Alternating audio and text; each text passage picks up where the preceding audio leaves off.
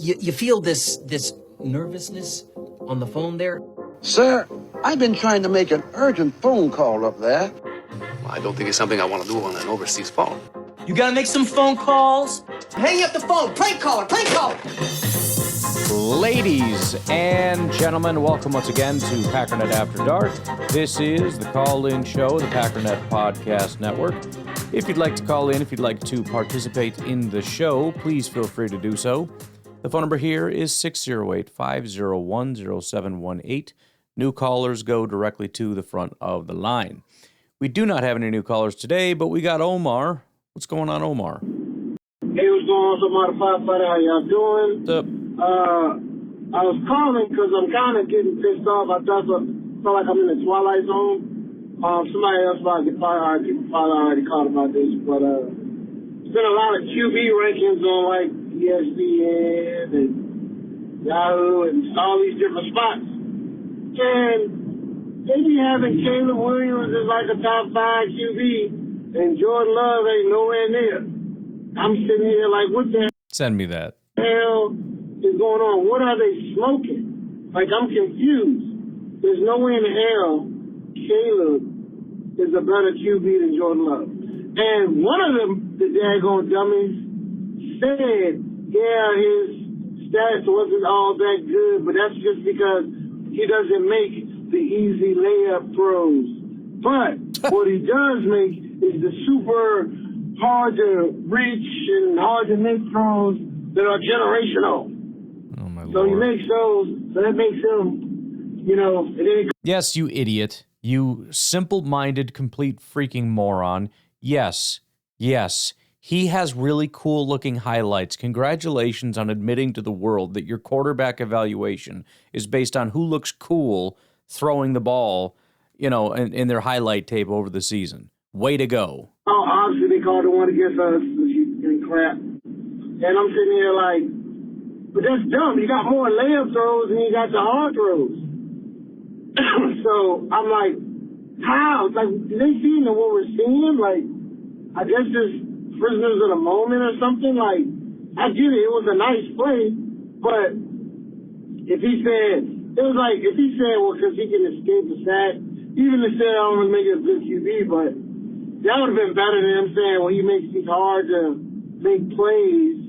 Hey, I'm like, but you don't make them, every daggone play. Like, he missed wide open. Right. Like I said, I could freaking punt the ball down the field 100 times in a game.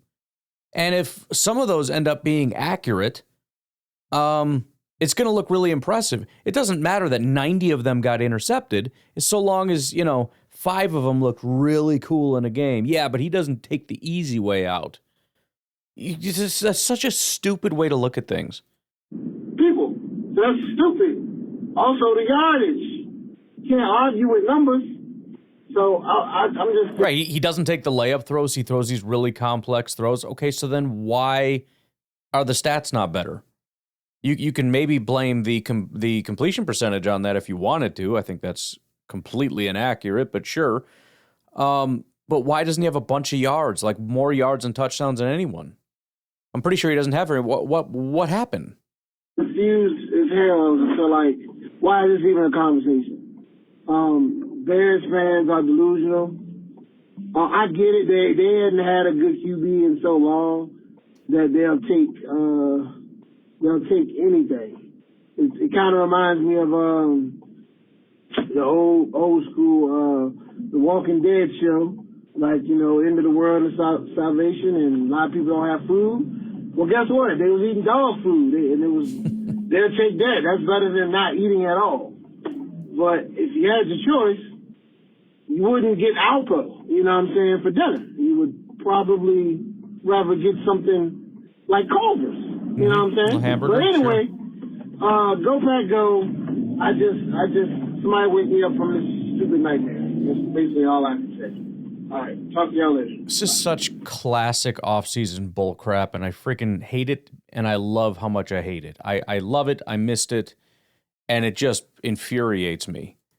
First of all, not only Bears fans, but the rest of the world is so desperate for a Chicago Bears quarterback to be great They treat them like little children, where any great thing, anything that they do is like, oh, that's so wonderful. Little children's macaroni paintings that they put together get put right up on the fridge. Isn't that so wonderful? And everybody has to agree, right? Because it's a little 5-year-old, and if you're like, that looks stupid, then you're a horrible person, even though you're actually correct. That's how it is with Bears quarterbacks. Like, isn't he so wonderful? It's like, no, he wasn't that good. Oh, how dare you? What is your problem? You're just a hater. Why are you doing this? Why can't you just agree with me? It's just like, can we just use any normal criteria and be honest about this? The guy wasn't top 5 in a single freaking category. And you're going to call him a top 5 quarterback? He wasn't better than Jordan in basically any category. And you're going to say he's better than Jordan. He wasn't. Who was he? I mean, it's okay to just be honest. You can be honest and positive.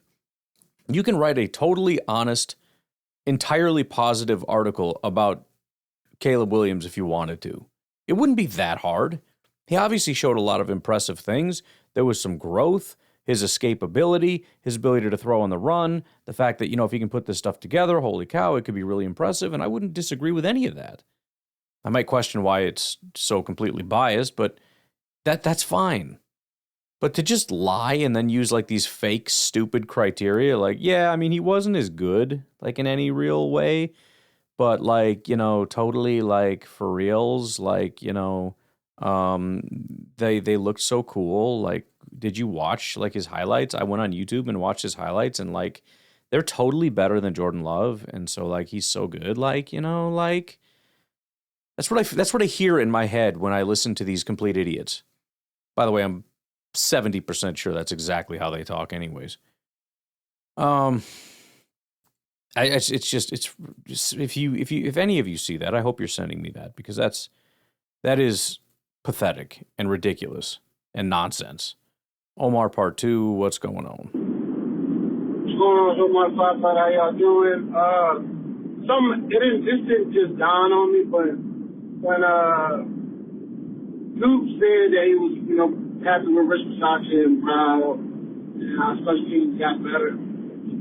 I think the major problem is that he's the highest paid special teams coordinator. So it's like, imagine it was any other position. All right, so I don't know what our special teams rank, so I'll just use, you can look it up, but I'll just use, like, let's say we're ranked 27th out of 30.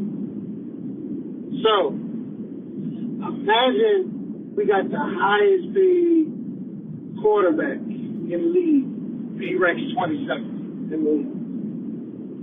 Imagine we got the highest paid running back in the league. He ranks 27th. You would restructure, cut, or do something. You're not going to keep him saying, oh, he's good, he did good. But you got 26 people that are better than him.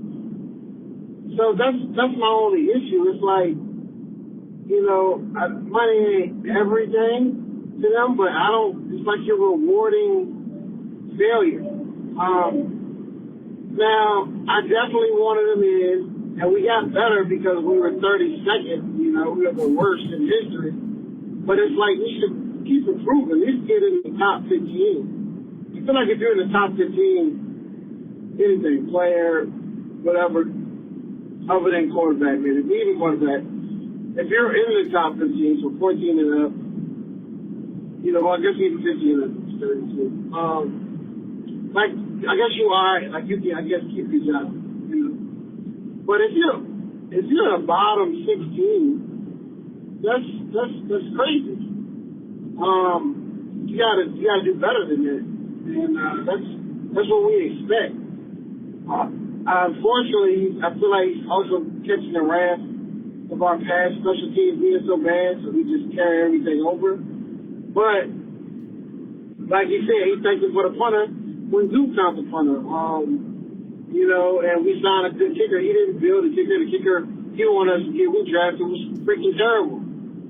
So it's like, why not hire somebody young, save some money, but like maybe we would come up with a good kick return, style, or whoever rank like top 5 in the NFL in special teams. As long as you hire one of the coaches to work for that. Like, I just don't understand why you keep him Bisaccia. I don't think I think he's a nice guy, but I don't think he's worth the highest paid role. What you think? Yeah, I mean, we all have a very, very low bar when it comes to special teams. I think all of us would say, you know what, if you can get me to inside of the top 16, top half, I'm good. I'll settle. You know, we should be aspiring for more, but I'll settle. I mean, what is one other thing that we would settle or not take drastic action if it was worst in football? I mean, if we had the worst coach in football, he'd be fired, like head coach. If we had the worst quarterback in football, we would be getting a new one immediately, like freaking immediately.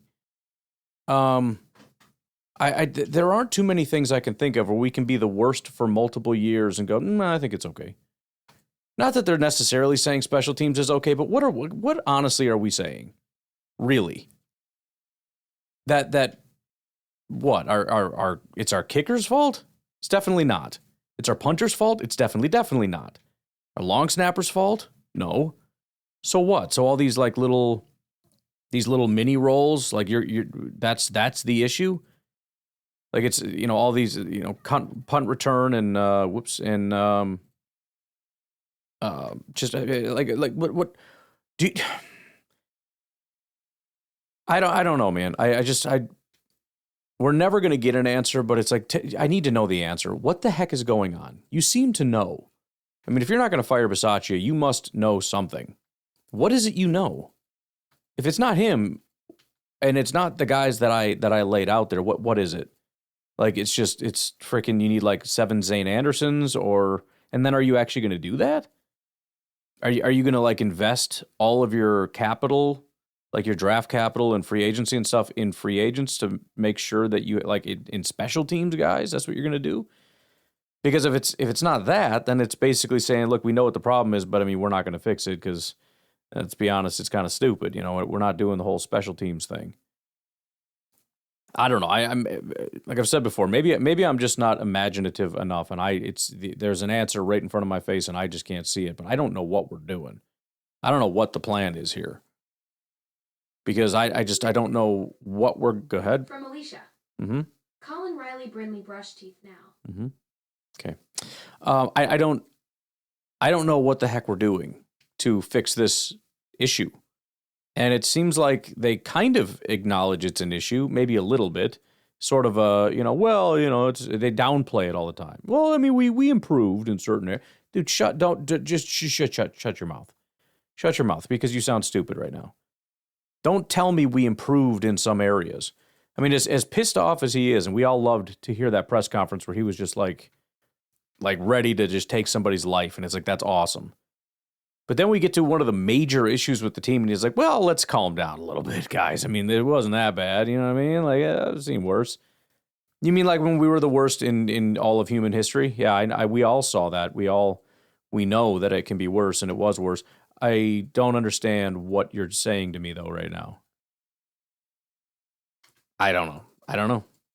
I guess we just trust the process, and if everything goes as we all expect it to go, we will have every right to come right back into this and say, well, we kind of had a feeling that you weren't going to be able to fix this. And I feel as though I was right. So I don't freaking know. I don't know. I think we're going to have another bad special teams. Hopefully not that bad, some minor improvements. If our kicker can kind of return to form, that's a big step. If we can find a returner, a decent one, that would be a decent step. And if we could just cut the penalties maybe in half, I feel like we're making progress here. But I don't really anticipate that happening. And I also am well aware that it could go the other direction, meaning it could absolutely get worse, which, would kind of suck. And by the way, this isn't something we have to just analyze by the end of the season. And I hope that the media holds their feet to the fire on this. I mean, you can't be a jag off about everything. Why didn't you draft this guy? Why didn't you do that? But, I mean, there are certain things where it's like, okay, you're describing the outlier. We're all over here screaming something, and you're like, no, that's not it. Trust me. And we're like, okay, we'll trust you. And then when it goes exactly like we all thought it would go, that's when I feel like the media and everybody kind of start to hold you a little bit more accountable. You know what I mean? To where it's like, okay, now you're going to have to give me more answers because, you know, it looks like maybe the obvious thing in front of everybody's face was exactly what it was, and you just chose not to do anything about it. Like, what's going on with that? I don't know. Pretty weird. All right.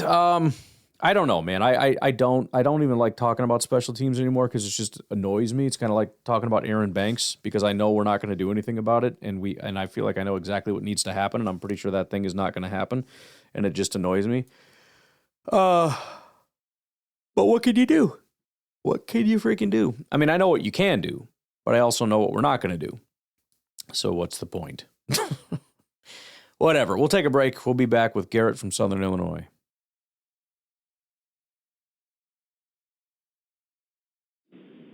Hey, Ryan, it's Garrett from Southern Illinois. Yo. After all this talk about defensive tackle and you going through and laying it all out as far as what we can expect from certain specs and certain statistics from guys ranging in size, I just wanted to remind people that Aaron Donald, who was a dominant force for the most part in his career, like definitely graded out extremely elite Probably most of the time. Best of all time, yeah. I'm going to lay out his height and weight. 6'1", 284. Yeah.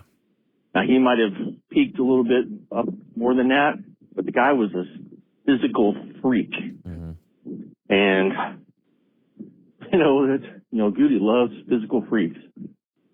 But he was also very, very good at being a football player. And right. Well, it's technique. As much as I understand the argument of bigger is better as far as keeping somebody from wearing down, our team does like to rotate guys a lot.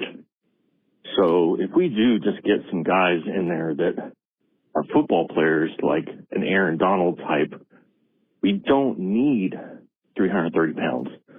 We just need a football player who can tackle and make gap-specific choices. I don't really understand too much about schemes. I'm not going to be classifying myself as a Clayton or such. But over the years, we have seen guys who are not the biggest, not the fastest, but are just football players dominate a game. So we have to trust the process to hopefully Goot somewhere in the draft and just get guys that can be plugged in and make the plays when necessary, when they're in there, and allow this defense as a whole to perform at its best. We're only as strong as our weakest link, and I think we would all agree that probably the defensive line was the weakest link this year, with defensive backs probably coming in second in some games. So, I don't know. I just want to remind people just how big he was. I'm out. Yeah, and I mean, again, it ultimately comes down to technique and talent. It's like I said, having a fast 40 time as a wide receiver is going to help you. It's gonna give you an advantage, but you still have to be able to apply technique. That's why there's not just track stars in the NFL. That's why guys like Devontae, who could create separation probably better than just about anybody in the NFL, ran in the 4.5s, as did Keenan Allen, who also was known for being able to separate. And although it might seem counterintuitive, because you would think speed is what separates you from somebody else because you just run away from them, it's not. At the end of the day, it's always technique. It's always a person's ability to apply football technique to a football field. And the person that can do that the best is going to be the best at that thing. And again, the physical attributes are going to be things that are going to offer you assistance in doing that. But, your ability to apply the technique is always going to be the most important. So, yeah, I mean, if we get a big guy, you hope. How many have we had now? TJ Slayton was massive. He was awful at stopping the run. He got way too much credit for being good at it when he wasn't. He was never good at it. We got Ford. Ford's like 330 pounds. That dude's not good. Why? He's big. Because he's not good at playing football. Right? And so generally there's going to be some level of correlation there between, the size and the ability to stop the run. Well, of course there is, because all things being equal, in terms of a person's ability to apply the technique, then size is sort of the differentiator. But we don't want to get so caught up in the belief that size is the thing that causes it. No, the technique is what causes it. The size is just an extra nice little handicap that gets provided. So, yeah, I mean, and again, there's a lot of big guys, which leads me to believe that there's probably going to be an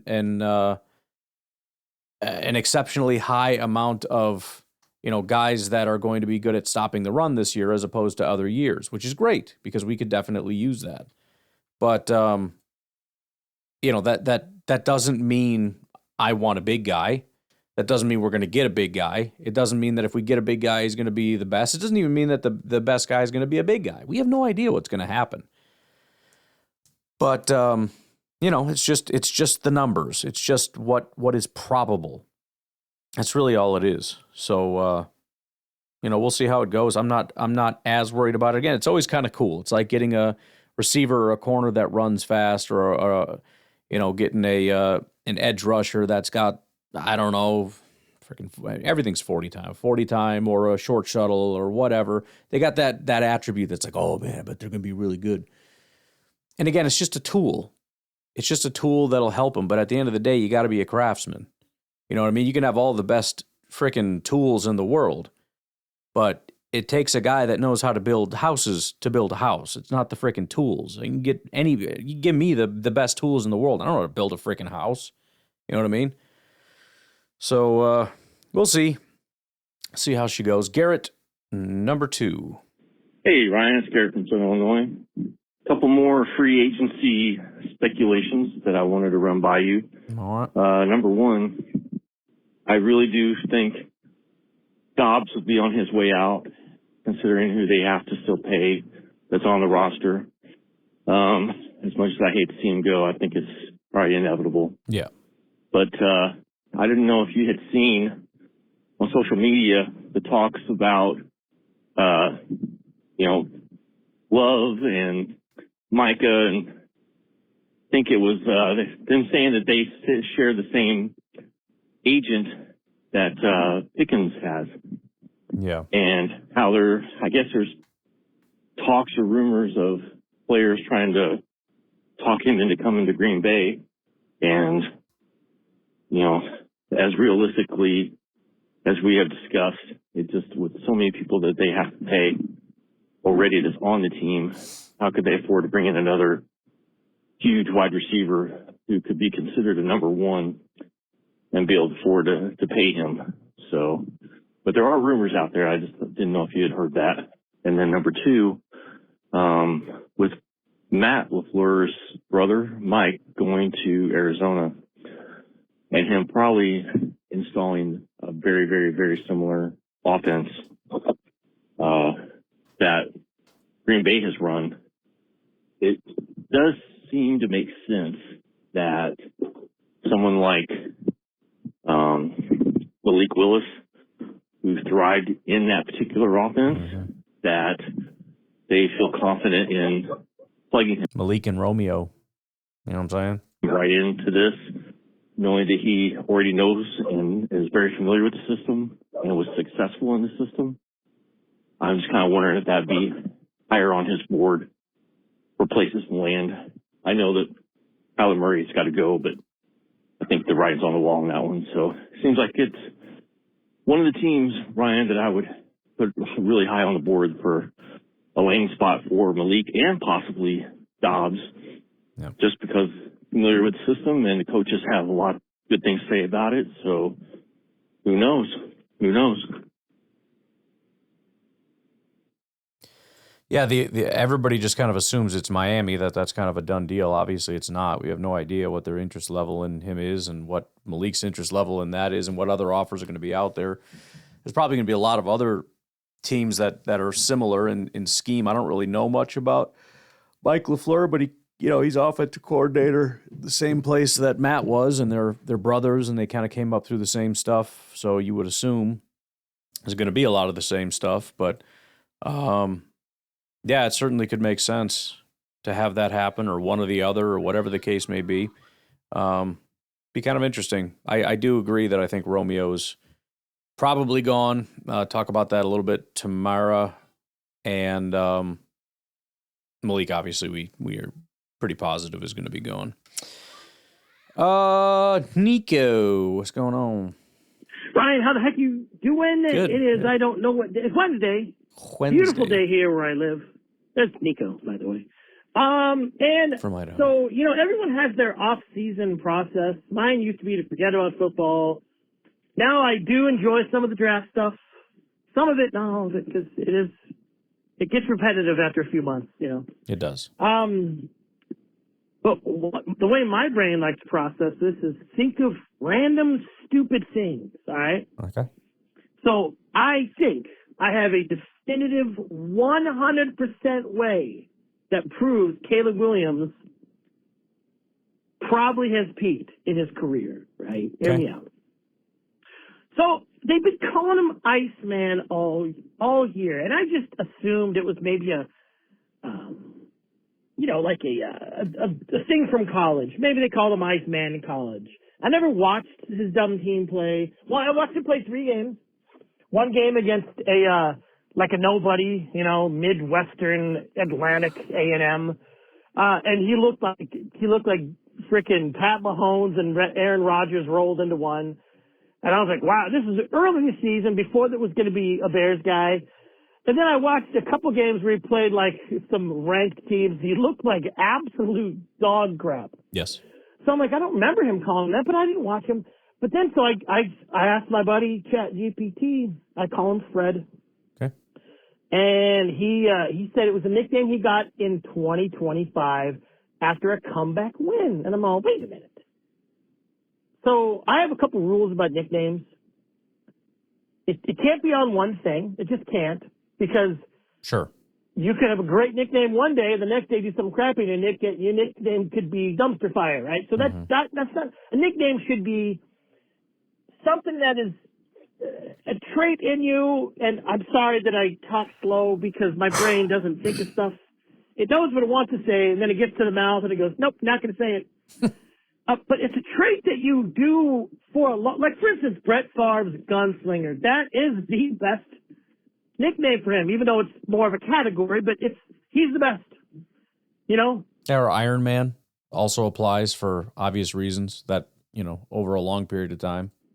He said it himself. There'll be times there'll be 2 receivers, one wide open, one triple covered. He wanted to squeeze it in the guy that was triple covered just to prove that he could, right? kind of awesome. It gave him some interceptions, but hey, it made him really fun to watch. For those of you who didn't grow up watching Brett Favre, I feel sorry for you, because I lived in lived in Wisconsin at the time, watched every game with bells on my toes, whatever the heck that means. Holy crap, 3 minutes. Bells on my toes. Yeah, dude, for sure. And watching him every game was just like magic, right? And part of the throwing interceptions and, falling behind was kind of made it fun. Mm-hmm. Like, there was, if you're not a 90s Green Bay fan, you just don't know. We'd be down 2 touchdowns, and he'd throw an interception, and I didn't care. It's like, It is weird. I don't know if it was just like a different era or if it was just a different experience or what. But like, Jordan throws a pick, and we hate him. Some people more than others, but it's like, you freaking, like, I don't know, dude, maybe he's just not good. But Favre, like, he throw a ball in the air and that camera, gets lost up in the air, kind of gets lost up in the stands. And it was like freaking rolling the dice at the casino, man. Like, is it going to be red or black, red or black? Oh, baby, here it comes. You know it's going to be big. You just don't know what it's going to be. You're either going to lose all your money or you're going to be rich. And it just kind of was what it was. I was like, dang, man. That was one of those that we lost. That sucks. It was never like, bro, Brett Favre is freaking trash. Like, I don't think those words ever came out of my mouth, ever. And he was a lot. Like, multiple interception games. He was the reason, he'd throw a pick to lose a playoff game kind of thing. And it was just like, darn Favre with that stinking, that crazy guy, Time we got 2 quarters and we win. We kind of have we can't pull it off in the end. Well, that was the opposite back in the day. In the back of the day, remember there was a Seattle game, a playoff game, where they jumped up 14 points. I didn't care. I'm like, I don't care at all because I know we're going to win. And guess what? We won. But anyway, Gunslinger, perfect nickname for him because that's what he did. So Iceman, it just happened on one thing. That's like, and then I got to kind of thinking about it. So first off, ever since I've been hearing it all year, I hated the nickname. It's stupid. You don't just get a nickname for one thing, right? And then I kind of remembered, you know what? I remember that they used to call Matt, what's his face, the guy that was the quarterback for the Atlanta Falcons. They called him Matty Ice. Mm-hmm. And I remember I didn't like that nickname either because I'd seen him play enough in the pros. I didn't watch him in college because, he went to a lame team. But I seen him play enough in the pros, but I didn't think he was like Mr. Iceman. I even had to Google, and it means someone who's cool and calm under pressure to get things done. Well, hello, Matt Ryan. I mean, if they made a nickname after a Super Bowl, it would be, Crap Chucker. I mean, but good old Crap Chucker. So I don't know who made up this Iceman nickname. I don't know if Caleb has a media team that forced it down our throats, but yeah, it's called his dad. And I kind of went off track. I think the fact that his nickname is Ice and Matt Ryan's nickname was Ice, Matt Ryan clearly doesn't deserve that nickname. So that is my 100% proof that Caleb Williams probably has peaked in his career. I forgot that's what we were kind of doing. like Odell Beckham. Remember Odell Beckham had a really good rookie year. That one catch. Had the catch. And then, he was still good after that, but he was never rookie Odell. He was just he's pretty decent. It was more of a name thing, So that is my proof. I've made less sense than I thought I was going to make. I do apologize, but my brain gets a little rabbit traily. There you go. I can't even see how much time I have. So anyways, my time's about up, folks. It's the off season. Let's just keep talking about big, beefy men. Okay, no. Peace out. Man, you lost me real hard at the end there. You lost me, and then you got me, and then you lost me again. I think the best argument you made was Odell Beckham. I had no idea what the hell you were talking about that whole time. Like, what do you mean you can only for one thing or whatever? I don't know what's going on. And then you said or that meant his he wasn't going to be good in football or something. I'm like, I don't know why those two things would go together. And then you said Odell, and I'm like, you're right. He was known for like that one thing, and then he sucked. So that's the way it goes. You get known for one thing, and then you suck. That's the rule.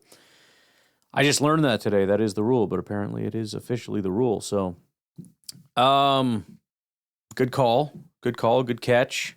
And he's done now. I think, I don't know if the robot is just wrong or if it's just a coincidence, but I mean, they were extremely clutch this year. I mean, it was every freaking thing that happened with them was in regard to a comeback. And so, I thought it was in regard to that, or maybe it's not, I don't know. But the good news about that is that a lot of that stuff is kind of fluky. And so it's kind of like if let's say they had a corner they're like, oh, he's so good. They call him Mr. Grabby. And it's like, oh boy, what happened there? It's like, well, no, he just he gets a lot of interceptions. You're like, oh, okay, cool. And he had one season where he had like 11 interceptions, and it's like, oh, so that's the whole reason he's good. He's like, yeah, he kind of sucks outside of that, but boy, oh boy, he had a lot of interceptions. It's like, oh, okay, so he's going to regress next year, and then he'll be bad. Got it. Cool. If Caleb's like entire thing is built on like he sucks, but there were some miraculous comebacks that are superhuman, and you can't sustain an entire career on that. Unless he finds a new talent that he's not going to be very good, because that's not something that you sustain. Did we take a second break? I can never freaking remember. I don't know. Let me look. I don't think so. I can't find it. We'll take a break. We'll be right back.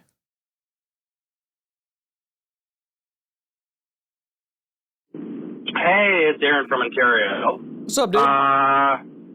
Just want to call in and say, first of all, in case you didn't know this, we up in Canada get completely different commercials during the Super Bowl than those in America. Okay. Didn't know. So that would be a cool little thing. But I think when it comes to drafting and free agents... Well, let's not go through that too quick. So you get like none of the same ones? Because we have like the local commercials that'll pop up. You know, I don't know how much those cost. They're probably relatively expensive, but there's like the local ones. But then there's all the national ones too. Are you saying that those are not in Canada? So like you didn't get to see any of like do they do Canadian funny ones? You know, does like Nike not do? They're like, no, I'm not paying for Canada. Screw that. I ain't spending my money on that.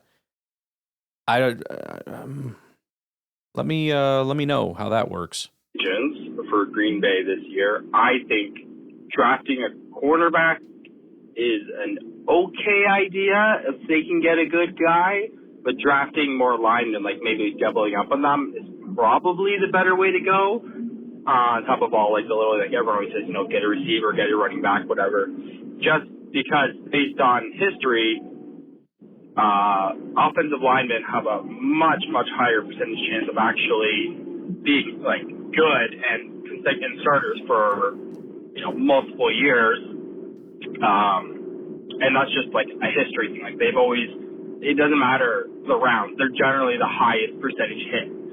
So I think going for them is the number one priority. And if you look at the stats historically by percentage, cornerbacks are among the bottom hits in terms of, I think it was starters for 4 years, March. So I think that drafting cornerback is a good idea, but not a great one.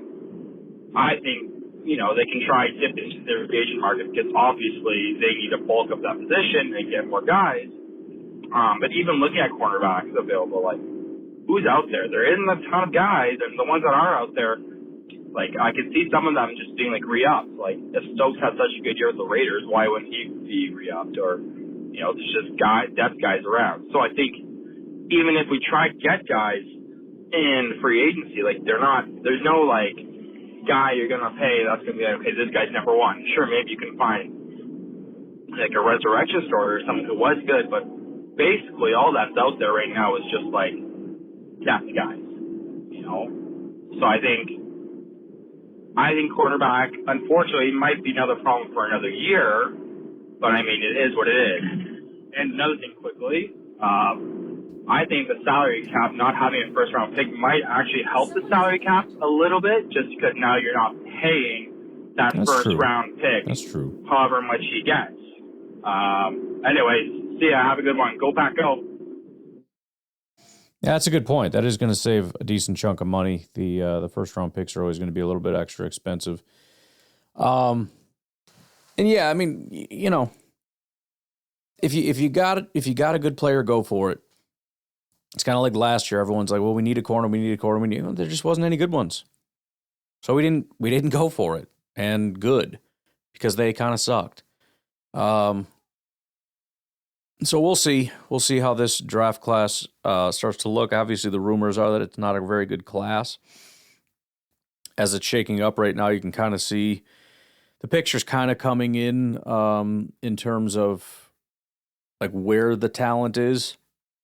Some things are a little top heavy and then they fall off. Some things are a little, there's not much, but then between 100 and 200 is like, wow, there's a lot of them. And that creates opportunity as well, because that kind of pushes talent a little further down the board, and you can kind of play off that a little bit. But, you just take talent where it is. I think everyone's too focused on position. Position's important, and we have needs and all that stuff, but it does no good to draft a bad player at a position of need.